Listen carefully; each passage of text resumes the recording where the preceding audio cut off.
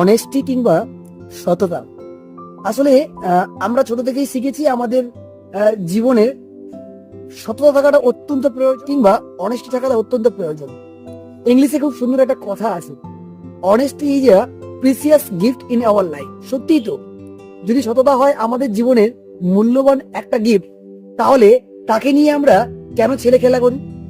কখনো ভেবে দেখেছেন? সততা সত্যি যদি জীবনের একটা প্রধান গিফট হয়, তাহলে কেন আপনি সবার কাছে সততা থাকার চেষ্টা করেন বা অনেস্টি থাকার চেষ্টা করেন? মনে রাখবেন, সস্তা লোকেরা কিংবা চিপার পার্সনরা সততার সম্মান দিতে জানেন না বা জানে না।